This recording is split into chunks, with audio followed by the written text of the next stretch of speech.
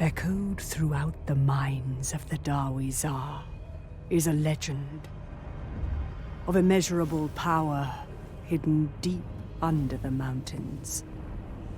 A liquid magic so potent it can raise entire cities, leaving nothing but cinders and ash. Eager to exploit this power, the sorcerer prophets of Zhatan sought to reach the source of this demonic substance. The domain of their malign god, Hashut, the father of darkness. For centuries they dug, exhausting countless workers as they delved deeper than the mountain roots themselves. 2 ashen moons ago, in the depths of the darkest pit, a discovery was made. A trickle of pure power, a crimson seam divining a way through the rocky layers to where Hashut dwells. And so, it was bottled in a vessel of infernal design, rushed to the surface through the fires of industry, to the highest authority.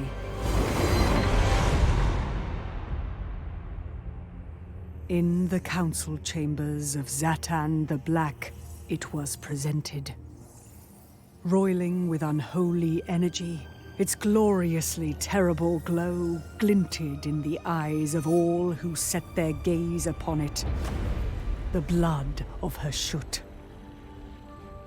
Far rarer than warpstone and gold, very few vials had ever been extracted from the mines. The key to limitless power.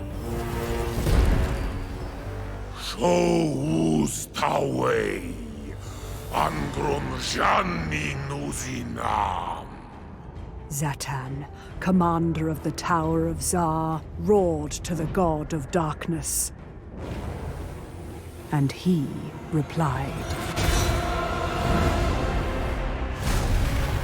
Ancient channels etched in rock flow with molten fury. A great drill shall be constructed, forged in the dread fires of the Darklands, imbued with strength to bore through the bedrock and breach a godly domain. Uzawil Shabbat. Unda Tagrundron! The forge burns. The fires catch from the depths. The Chaos Dwarves will rise.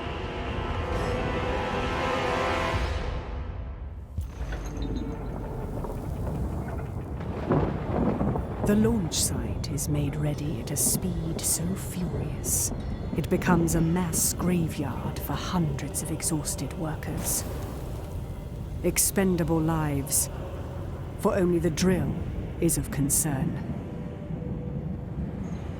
The remaining construction must be imbued with dark sorcery, for the blood of Hashut lies not only in the darkest depths of the world, but in a godly domain where no mortal engine can reach it.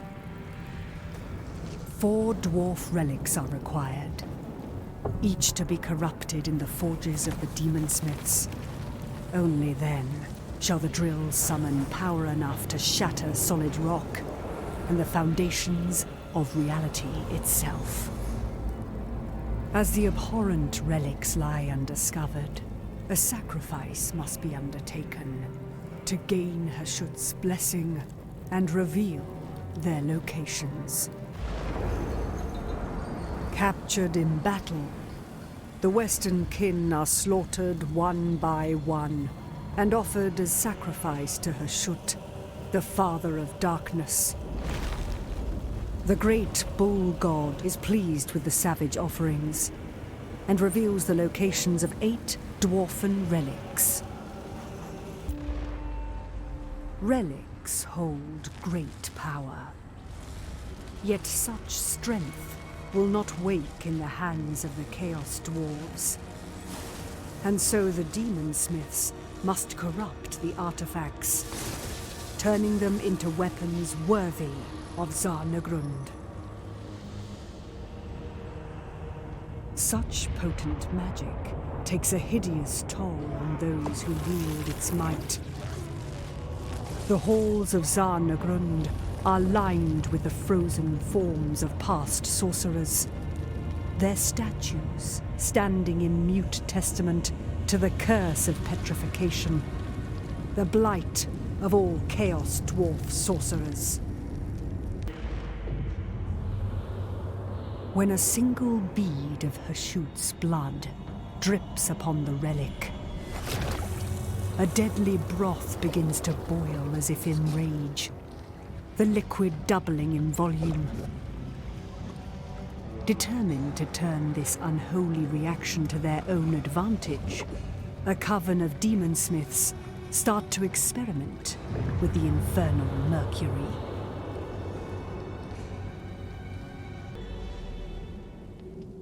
The cunning and cruelty of demonsmiths is equally matched by a voracious greed for knowledge. Further experiments reveal the blood of captive dwarves thickening, a physical toll of their master's dark sorcery. This petrification by proxy is seized on by the Coven as a chance to escape the awful curse that hangs over all their tribe. The demonsmiths refine their dark recipe to an astounding conclusion. A sorcerer may practice his infernal power without suffering the effects of petrification, transposing the affliction to enemies through a demonic blood pact. At last, the long-feared curse has been circumvented. Freed from their shackles, the Chaos Dwarf sorcerers can indulge without penalty.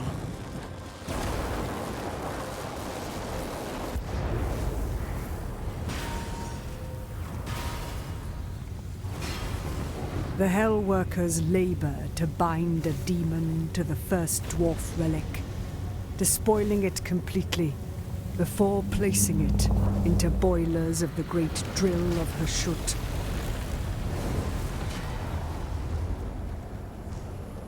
Such desecration will be remembered by the dwarves of the West.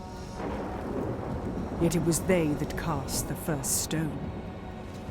It was their ancestor gods who abandoned the forefathers of the Darwizar as they ventured eastward into the Dark Lands. All dwarves can bear grudges, and those in the West shall never be forgiven. A second relic bound with a demon to power the furnaces of the colossal drill.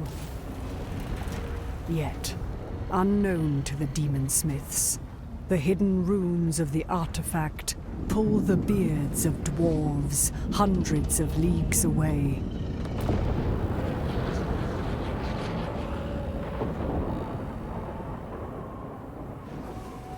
Word spreads across the Karaz Angkor on its way to Everpeak.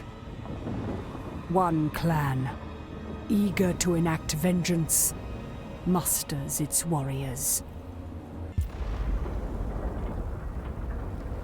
The third demon lends brutal strength to the engines of the drill. Yet, as this vile spirit writhes in the final throes of freedom, it spits out a message of mockery. This bitter prophecy forecasts the union of the mountain realms, that a mighty army amasses to right the grudge that burns on the pages of the Damas Kron for the desecration of their holy relics. With the fourth relic demon-bound, the Great Drill has the power to breach Hashut's domain. The mighty construct begins to thrum and quiver, shaking the ground as it prepares to launch its fearsome assault. Yet beyond the Ash Ridge Mountains, the ground shakes in ominous echo. For a vast alliance marches under the banner of High King Thorgrim Grudgebearer. The grudge of all grudges shall be settled.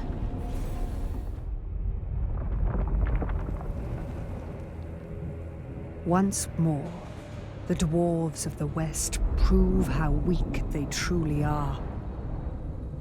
For even their High King lies dead upon the field.